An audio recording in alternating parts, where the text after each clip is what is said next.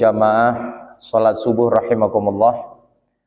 Alhamdulillah, segala puji dan rasa syukur kita panjatkan kehadirat Allah Subhanahu wa taala atas pertolongannya pagi ini kita bisa hadir di rumah Allah yang kita agungkan, kita muliakan ini untuk sebuah ketaatan, memantaskan diri sebagai muslim yang beriman, yaitu memakmurkan masjid baik dengan sholat 5 waktu maupun dengan kajian-kajian Islam. Mudah-mudahan kehadiran kita pagi ini dari seluruh pengorbanan waktu tenaga dicatat Allah sebagai amal soleh kita masing-masing. Amin ya rabbal alamin. Salawat dan salam Allah tetapkan atas baginda Rasulullah Muhammad sallallahu alaihi wasallam, kepada keluarga, para sahabat dan kita sekalian yang senantiasa istiqomah di dalam mengikuti sunnah-sunnahnya ila yaumil qiyamah. Amin. Memanfaatkan waktu yang sangat singkat ini, saya akan mengajak bapak-bapak dan ibu-ibu untuk sementara berpikir tentang apa yang pernah ditanyakan kepada sahabat Ali bin Abi Thalib. Jadi pada suatu saat Ali bin Abi Thalib itu pernah ditanya tentang apa? Ya Ali, mahiyal hayah. Ya Ali, kalau menurut Anda hidup itu apa? Ini saya kira pertanyaan yang sangat mendasar ya. Karena nyatanya banyak orang hidup tapi tidak paham tentang hidup itu apa. Hidup dia tapi nggak ngerti hidup itu apa. Karena itu seorang Ali yang ahli ilmu itu waktu ditanya, ya Ali mahiyal hayah, apa itu hidup? Ali menjawab, al hayatu aqidatu wa jihad, katanya. Hidup itu menurut saya, kata Ali, adalah perjuangan akidah dan jihad. Itu Ali. Tentu kalau pertanyaan ini kita lemparkan kepada setiap kita, mungkin jawabannya bisa beragam, bisa berbeda-beda. Bisa saja orang ditanya apa hidup itu, ya fulan, ya hidup itu pokoknya mencari nafkah, mengumpulkan harta sebanyak-banyaknya untuk hari esok, katanya. Mungkin ada lagi yang menanya, apa hidup itu? Hidup itu adalah ketika kita bisa mengembirakan pimpinan kita, atasan kita.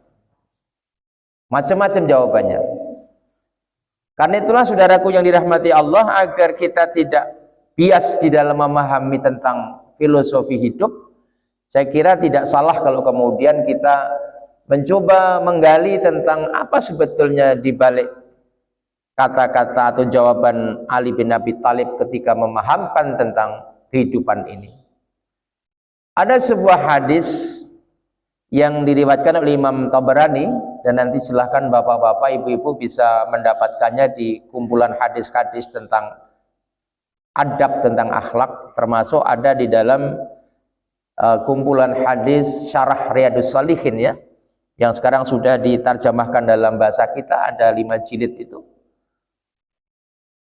Hadis itu mengatakan gini, barang siapa yang bangun pagi hari dan hanya dunia saja yang dipikirkannya, sehingga seolah-olah ia tidak melihat hak-hak Allah dalam dirinya, maka Allah Ta'ala akan menimpakan kepada orang itu 4 penyakit. Saya ulangi, jamaah rahimakumullah. Barang siapa bangun pagi-pagi atau bangun pagi hari seperti kita ini dan hanya dunia yang dipikirkannya, sehingga seolah-olah ia tidak melihat hak-hak Allah dalam dirinya, maka Allah Ta'ala akan menimpakan orang itu 4 penyakit. Apa keempat penyakit itu? Yang pertama adalah kebingungan yang tiada ujungnya.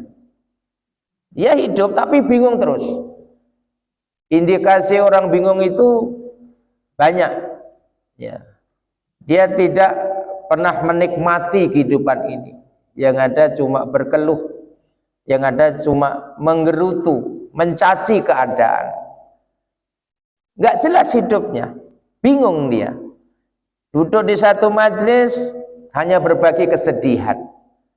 Duduk di lain majelis menyampaikan tentang ketidaknyamanan hidup. Padahal hidup itu sebetulnya enak gitu. Tapi dia merasa tidak enak.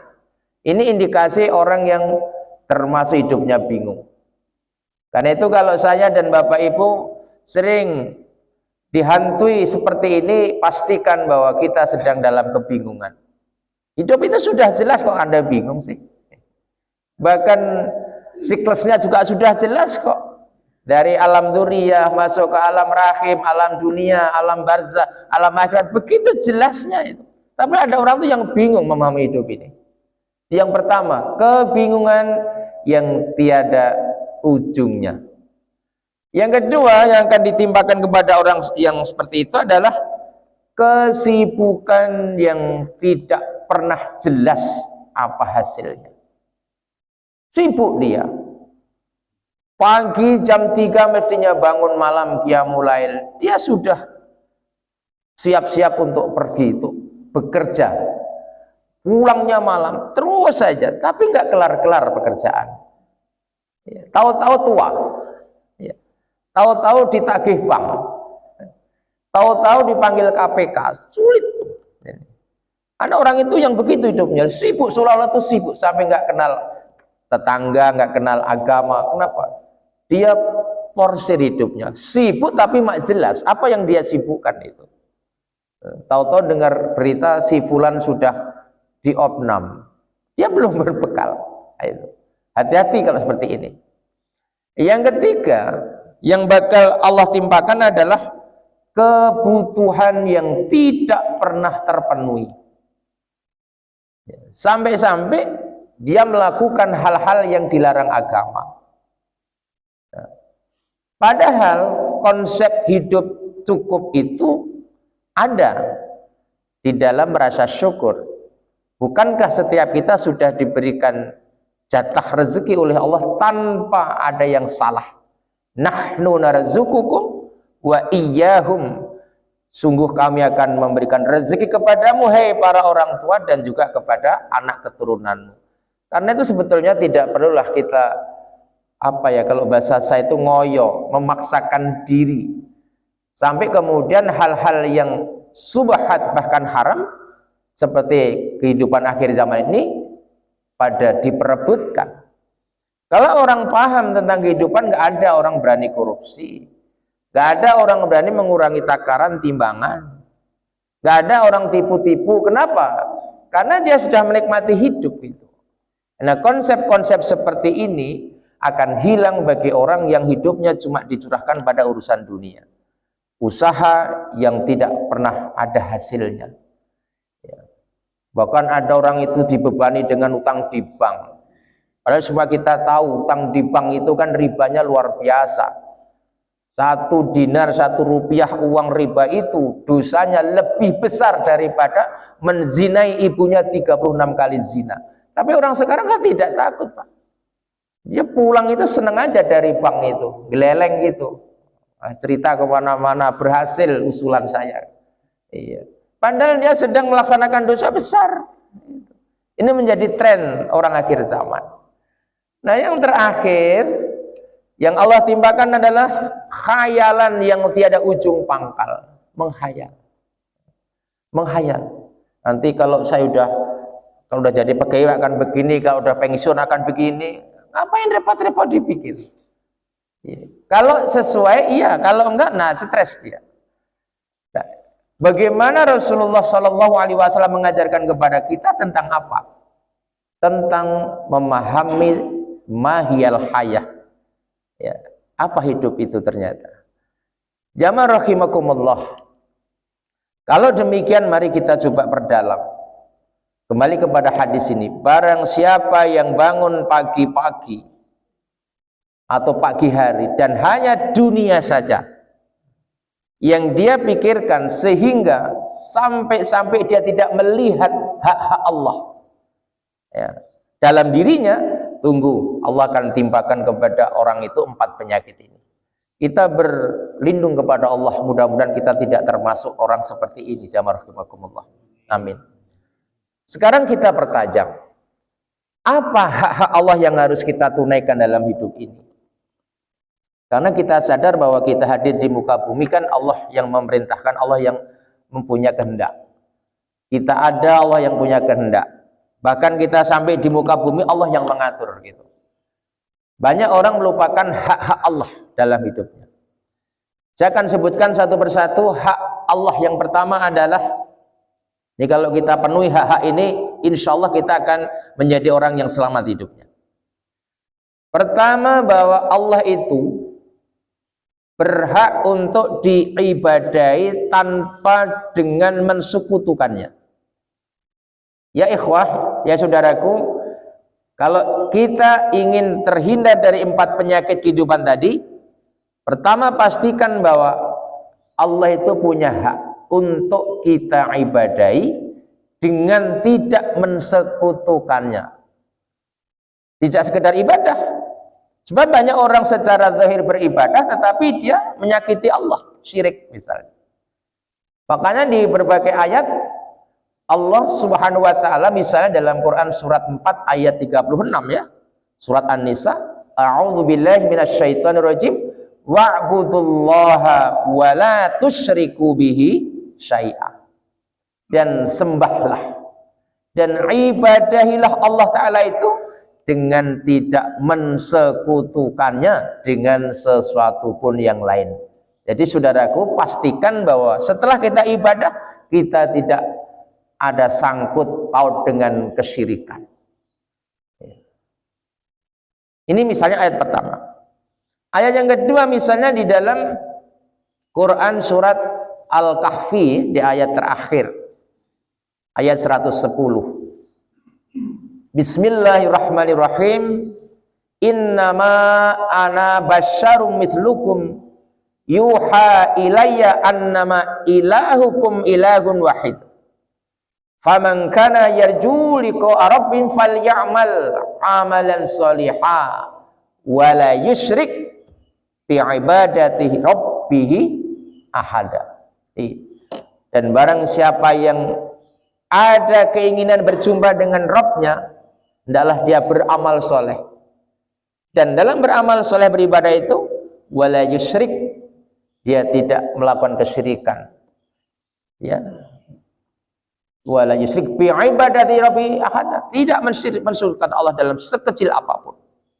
Itu surat Al-Kahfi 110. Bahkan dalam Az-Zumar surat yang ke 39 ya, Az-Zumar ayat 65 misalnya, ketika Allah Subhanahu wa taala mempermaklumkan juga, walaqad uhiya ilaika wa ilal ladzina min qablik la in asyrakta la yahbatanna amaluka wa la takunanna minal khasirin. Dan sungguh telah kuwahyukan kepadamu hai Muhammad dan kepada orang-orang sebelum kamu, hendaklah kalian tidak mensekutukan Allah dengan sesuatu pun yang lain.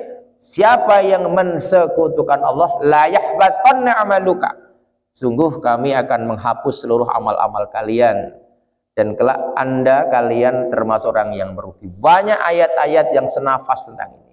Intinya adalah pertama, Allah itu adalah Allah berhak untuk diibadahi. Maka lihat di luar sana, kalau ada orang hidup di muka bumi tidak beribadah kepada Allah, demi Allah, mereka sebetulnya walaupun secara zahir kelihatan aman-aman saja, kelihatan sukses, mereka tidak sukses. Kenapa? Batin mereka akan tersandra oleh 4 penyakit itu. Maka pantas kita ini bersyukur ya ikhwah.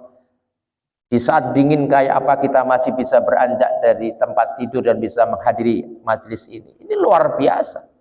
Saya lihat mana di antara kita yang tertekan batinnya? Enggak ada. Itu janji Allah ibadah. Ini yang pertama, hak untuk diibadahi.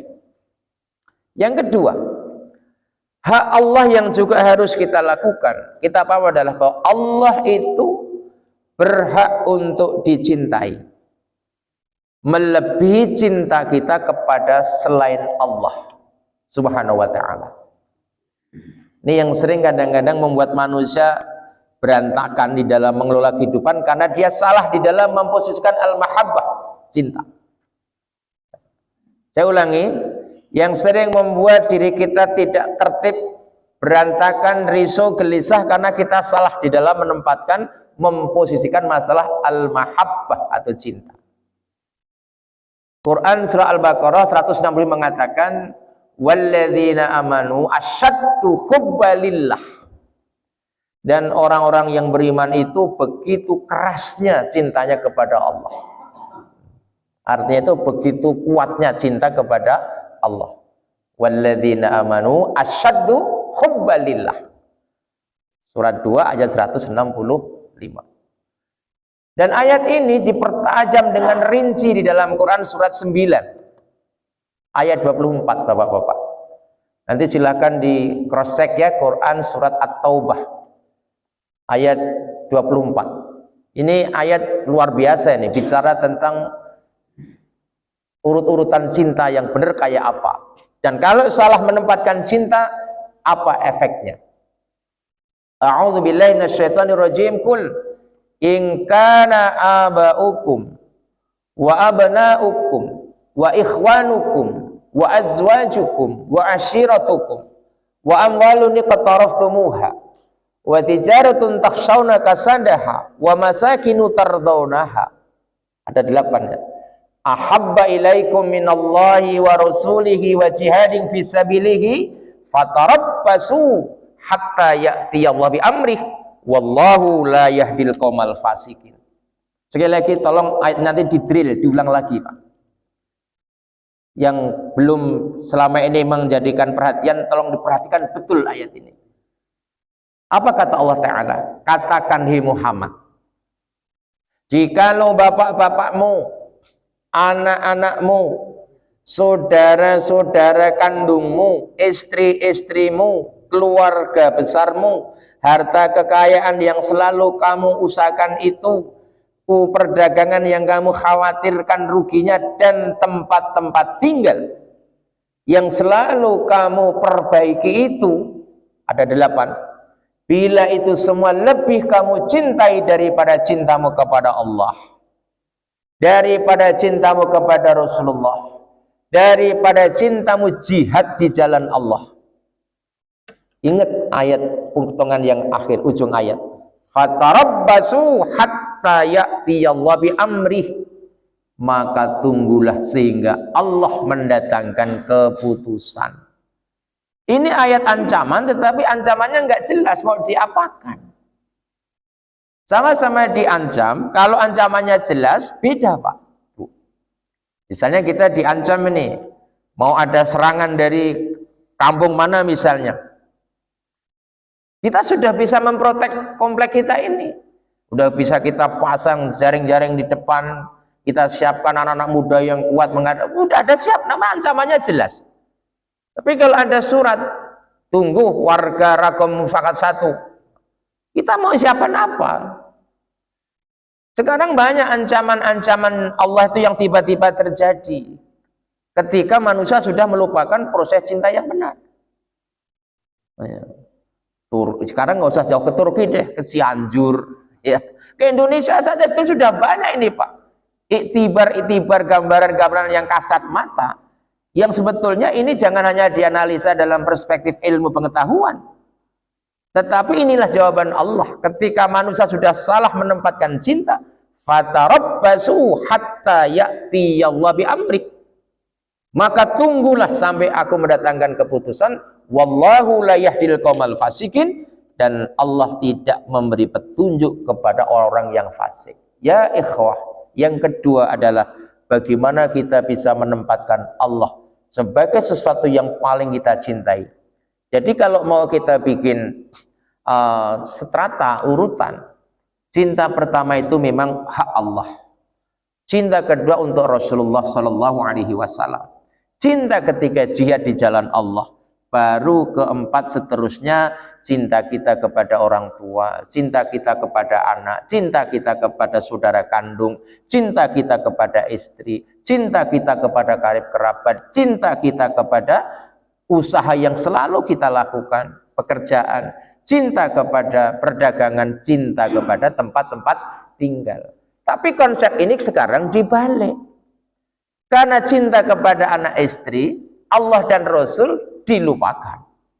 Terjadilah kasus Sambo misalnya. Itu baru salah satu kasus. Ya. Bukankah koruptor-koruptor itu kalau mau ditanya kenapa? Ya karena menurut mengikuti tuntutan anak istri. Ya. Karena dia punya bayangan nanti kalau bisa korupsi uangnya banyak, bisa nyulahkan anaknya ke sana ke sana. Nah, ini kan ngayal itu. Nah, ini ayat itu Masya Allah betul-betul bisa membidik perilaku manusia. Maka kalau dengan Al-Quran abai, nggak ngerti lagi kita. Wajar kalau kemudian Allah permaklumkan dalam ayat-ayat awal, dzalikal kitab la raiba fihi hudalil muttaqin. Al-Baqarah. Itu yang kedua. Hak Allah untuk dicintai setelah diibadahi. Yang ketiga ya ikhwah, agar hidup kita selamat. Hak Allah yang ketiga, Allah itu berhak untuk ditaati. Ditaati. Bukan untuk diceritakan. Ditaati. Bahkan ketaatan kepada Allah ini harus ditaruh pada nomor pertama. Ati'allaha wa ati'ur rasul wa ulil amri minkum misalnya. Ya, surat apa? Nisa 59 ya. Taatilah Allah, taatilah Rasul, dan taatilah pemimpin. Ada satu pemahaman dalam tafsir itu, yaitu pemimpin yang kamu taati adalah pemimpin yang taat kepada Allah dan Rasul. Jangan sembarang pemimpin ditaati. Kalau pemimpin tidak taat kepada Allah dan Rasul, kita tidak wajib taat, Pak. Ya, berarti boleh diperangi. Tidak harus. Diammu itu sudah menunjukkan ketidaksetujuanmu. Bagaimana sekarang hidup kita tidak berantakan ketika ketaatan kita justru kita tempatkan manusia, bukan kepada Allah Subhanahu wa taala. Kita terlalu sering mendengarkan ayat ati Allah wa ati'ur rasul wa ulil amri minkum. Allah dan Rasul. Saya akan tunjukkan beberapa contoh bagaimana manusia akhir zaman ini abai nyepelekan aturan Allah dan Rasul. Contoh saja. Ketika menyambut pergantian tahun baru miladiah saja ini yang masih dekat suasananya ya. Wah, bagaimana umat Islam ikut hadir dalam nuansa pergantian tahun miladiah itu. Dalam perspektif akidah tidak masuk dalam Islam itu. Dari aspek akhlak jauh. Dari aspek pengelolaan harta tabzir, mubazir, tapi kita nggak kapok-kapok. Bahkan tanpa disadari kita merasa nyaman memberikan anak-anak kita petasan, memberikan anak kita kembang api, membiarkan anak kita tiup trompet. Padahal itu walaupun secara zahir cuma benda-benda murah. Berapa sih harga kembang api? Berapa harga petasan? Kalau dinominalkan kecil, tetapi di balik perilaku itu kita telah terjajah akidah kita. Ini kondisi umat. Gimana kita nggak dilantak musibah? Nah, inilah ketidaktaatan kita kepada Allah dan Rasul. Dan memang saudaraku yang dirahmati Allah ya, Nabi kita kan sudah pernah mengingatkan tentang kualitas umat ini ya. Apa kata Nabi? La tattabi'unna sanana alladziina min qablikum sibran bi sibrin wa dhira'an bi dhira'in hatta law dakhalu fi jurri dhabbin lattaba'tumuhum. Kulna ya Rasulullah al-Yahuda wan Nasara. Qala faman, kata Nabi. Apa kata Rasulullah? Sungguh kalian nanti umatku akan mengikuti kebiasaan orang-orang sebelum kamu sejengkal demi sejengkal, sehasta demi sehasta. Lau dakhalu fi jurri dhabbin lattaba'tumuhum, sampai-sampai kalau mereka masuk nyusuk dalam lubang biawak, kamu ikut juga. Kulna ya Rasulullah al-Yahuda wa Nasara, kata Nabi, kepada sahabat bertanya, ya Nabi, apa yang engkau maksud adalah saudara kami kaum Nasrani dan Yahudi? Qala, kata Nabi, faman, siapa lagi kalau bukan mereka? Nah, ini makanya kita nggak ditolong Allah. Ya. Sampai sekarang ini ngeri kadang-kadang. Ada orang sholawatan di gereja, ceramah di gereja, bahkan kemarin viral sholat di gereja, kayak kurang tempat bumi Allah ini. Lebih bagus sholat di jalan lah, lebih bagus sholat di ladang lah daripada di tempat ibadah orang. Tapi dianggap lumrah kayak ini, tercabut kita nanti lama-lama. Tuh Pak, tabiuna, pelan-pelan kita masuk satu-satu. Maka kalau ada orang Islam yang masih begini-begini, jamaah rahimakumullah, buka Quran surat Al-Ahzab ya, surat 33. Ayat 6, ayat 36 misalnya. Apa kata Allah Ta'ala? Wa ma kana li mu'minin wala mu'minatin idza qadallahu wa rasuluhu amran ayyakuna lahumul khiyaratu min amrihim wa may ya'sillaha wa rasulahu faqad dhalla dhalalan mubina. Allah yang bilang itu.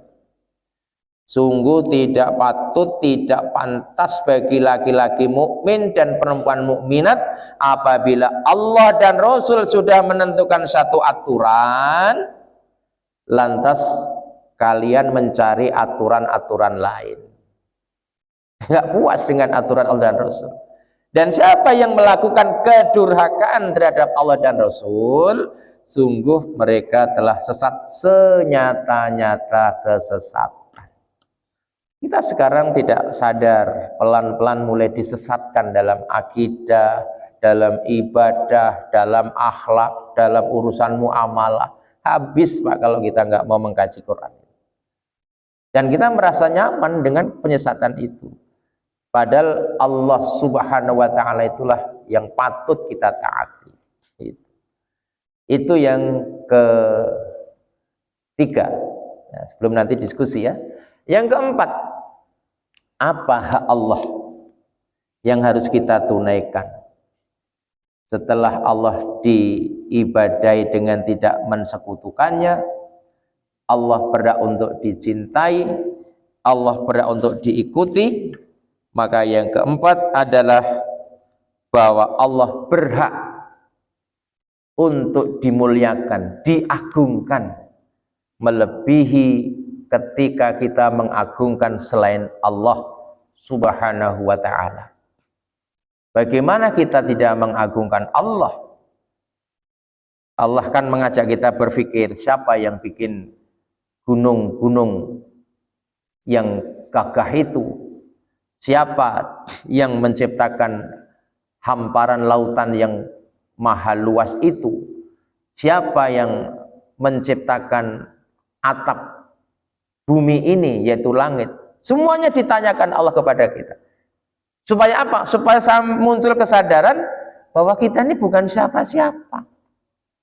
Jadi kalau ada orang kok mengagungkan sesama manusia, walaupun orang itu bagus, hebat, kemudian dia tidak mengagungkan Allah, ini yang membuat Allah kemudian murka Pak. Kita kadang-kadang kalau memuji orang kan berlebihan ya. Punya atasan gitu disanjung-sanjung sampai kadang-kadang kayak budak gitu. Iya. Kayak budak. Mestinya waktunya sholat karena sedang ada pimpinan, urung nggak jadi sholat. Waduh, gimana Anda nggak kiamat hidupnya? Padahal yang Anda taati itu tidak lebih bagus dari dirimu kadang-kadang itu loh. Ini penyakit orang akhir zaman loh. Jadilah orang yang merdeka, yang hanya menjadikan Allah. Nanti kalau kita tegakkan, orang juga akan ngeper dengan kita Pak. Yang bikin kita kemudian nggak punya aura kekuatan. Kenapa? Kita lembek dalam urusan itu. Dan kita kadang sedang diajari oleh orang-orang yang kita anggap patut kita teladani di dalam mengagungkan Allah. Contoh yang sering kita lihat, sedang rapat, sedang bicara masalah pasal undang-undang, dengar panggilan azan. Bukan direspek kemudian dia penuhi panggilan, enggak. Di jeda waktu mendengarkan suara azan, apa itu lanjut rapat. Ini karena tidak mengagungkan Allah Subhanahu wa Ta'ala. Saudaraku yang dirahmati Allah, ayat yang bisa menjadi dalil tentang pengagungan Allah itu banyak juga. Itu termasuk ayat Qur'an itu juga mengagungkan Allah. Allahu la ilaha illa huwal hayyul qayyum la ta'khudhu sinatun wa la nawm, seterusnya. Atau bisa juga dibaca dalam Quran surat 59, surat Al-Hasyr ya, ayat 22 sampai 24 yang sudah banyak dihafal jamaah. Ya, huwallahu alladzi la ilaha illa hu al-malikul qudusus salamul mu'minul muhaiminul azizul. Nah, itu jabarul mutakabbir, ini kan mengagungkan Allah, Pak. Makanya coba kita mulai menata kembali apa ya, ritme kehidupan kita agar supaya nanti tidak terjebak ya dengan mengembalikan semuanya kepada aspek-aspek agama.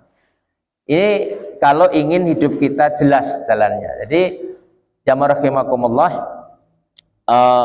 itu hak-hak yang sifatnya besar ya, hak Allah yang sifatnya umum. Kemudian hak-hak Allah yang sifatnya spesifik sebagai seorang muslim nih ya, apa? Di dalam penjelasan syarah hadis ini, pertama bahwa hak Allah atas seorang muslim, pertama bahwa muslim itu berhak untuk menjaga sholat, Pak. Ini hak Allah. Jadi sholat ini merupakan bukti bahwa kita menjaga hak Allah ya, seorang muslim. Jadi kalau ada orang yang menyatakan dirinya muslim tetapi dia tarkus sholat, meninggalkan sholat, Anda sedang membohongi keyakinan Anda. Dalil-dalil tentang ancaman orang-orang yang tarkus sholat itu tidak terhitung banyaknya.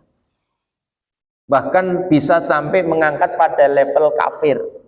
Man tarakas shalah muta'ammidan faqad kaffara jiharon. Siapa orang yang sengaja meninggalkan sholat, udah kafir dia. Wah, sadis ya, memang begitu bunyinya. Maka monggo bareng-bareng kita motivasi terus jamaah kita ini, mas warga kita untuk sholat. Yang muslim, kalau yang nggak muslim jangan dipaksa. Terus disuarakan. Itu. Hak yang kedua, yang sifatnya harian, wudhu, bersuci. Jangan dianggap berwudhu itu hanya digunakan mau sholat saja, ya ikhwah. Enggak, Pak. Yang pegawai mau ke kantor, pastikan dia bawa wudhu. Yang petani mau berladang, walaupun pakaiannya bukan pakaian dinas, ya pakaian dinas petani itu apa sih? Training lah ya. Kaos ya, bawalah wudhu. Para saudagar, para pedagang, pelaku usaha sebelum masuk pasar, bawalah wudhu. Itu menjaga Allah itu, Pak. Lu apa efeknya, dampaknya? Sepanjang kita menjaga wudhu, di situ kita diprotek malaikat. Masya Allah, pengaruh wudhu itu, Pak. Di dunia, di akhirat bagaimana? Orang yang berwudhu adalah cara mudah Rasul mengenali umatnya. Jadi nanti kok begitu banyak manusia itu ya, yang paling mudah untuk mencirikan apakah ini umat atau tidak dari pancaran wajahnya. Siapa mereka? Yang waktu di dunia menjaga wudhu. Mau tidur pastikan wudhu, Pak. Ya, walaupun nggak mau sholat, meskipun nanti begitu berbaring nggak lama batal, nggak apa-apa, tapi diawali dengan berwudhu. Itu yang kenapa kemudian ada riwayat telumpahnya Bilal bin Rabah sudah masuk di surga, kan orangnya masih di dunia tapi telumpahnya sudah jalan-jalan di surga. Para sahabat bingung, apa amalan hebatmu Bilal? Bilal juga bingung, apa biasa-biasa saja. Kejar lagi, ada yang istimewa tapi kamu nggak mau mengatakan. Bingung, pikir-pikir sehingga saya cuma menjaga wudhu. Nah itulah amalan. Menjaga wudhu menjadi asbab sendalnya sudah jalan-jalan di surga. Ya, cuma kan sederhana, wudhu kan nggak sampai 10 menit, Pak. Cuma males itu, memerangi males itu. Ya, apalagi kalau sudah pakai apa make up atau waduh, kalau wudhu luntur lagi, nah ya udah terserah. Berarti Anda tidak ingin mendapatkan kasih sayang Allah. Yang ketiga, menjaga kepala dan perut dari hal-hal yang diharamkan Allah. Kalau yang dimaksud dengan menjaga kepala ada menjaga pandangan, menjaga penglihatan, menjaga lisan, karena mata, telinga, lisan ini bagian daripada kepala. Pastikan lisan kita hanya milih hal-hal yang baik, ucapan yang baik. Pastikan telinga kita hanya menyimak, mendengar hal-hal yang baik. Pastikan penglihatan kita hanya menatap yang baik. Itu menjaga hak Allah. Adapun menjaga perut tentu adalah menjaga makanan minuman yang haram atau subhat.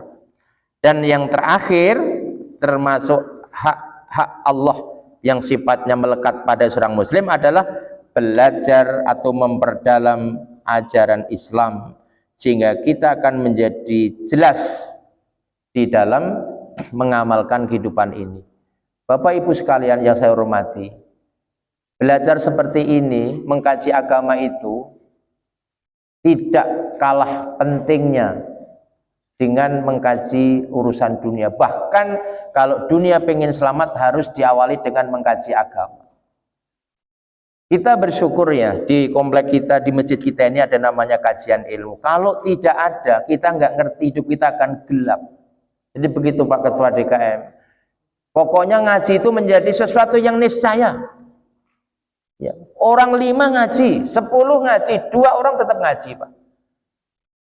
Memang Quran memerintahkan itu, hadis-hadis menyuruh seperti itu, dan efek daripada mengkaji agama itu akan terbukanya rahasia kehidupan. Yang remang, yang kabur akan menjadi terang, jelas. Yang bimbang menjadi yakin. Bagaimana orang bisa melangkah dengan pasti tanpa dibimbing dengan ilmu? Wajar kalau kemudian Allah menghadirkan ayat yarfa'illahu alladhina amanu minkum walladzina utul ilma darajat. Allah akan mengangkat derajat siapa? Orang-orang yang beriman dan yang mau menuntut ilmu. Karena itu monggo dijadikan menuntut ilmu sesuatu habit, kebiasaan kita. Gak usah nunggu ngaji itu sebulan sekali, kelamaan Pak, kelamaan. Di masjid kami itu kami sedang memantaskan diri, tiada hari tanpa ngaji. Dari maghrib sampai isya mengaji, maghrib isya mengaji. Nanti ba'da subuh setiap subuh mengkaji. Jadi alhamdulillah perubahannya juga saya lihat sangat positif. Saya kira begitu Pak Haji, waktunya mungkin sudah lewat, dan kalau ada yang ingin dilengkapi, disempurnakan, mungkin malah dikoreksi, kami persilahkan kepada jamaah. Karena mungkin yang saya sampaikan menurut saya benar, tapi menurut Bapak Ibu mungkin ada yang kurang tepat. Dengan lapang hati saya silahkan kalau ada yang ingin dikoreksi, atau mungkin ingin dipertajam, monggo. Terima kasih atas perhatiannya, mudah-mudahan waktu ini menjadi waktu yang barokah bagi kita semua, dan apa yang kita kaji tidak ada lain dalam rangka untuk memberikan satu pandangan yang jelas tentang mahiyal hayah, apa hidup sesungguhnya. Ternyata hidup sudah diatur, dirancang oleh Allah Rabb kita sekalian. Subhanakallahumma wa bihamdika asyhadu an la ilaha illa anta astaghfiruka wa atubu ilaik. Billahi taufiq wal hidayah, nasru minallah wa fathun qarib wa basyiril mu'minin. Wassalamualaikum warahmatullahi wabarakatuh.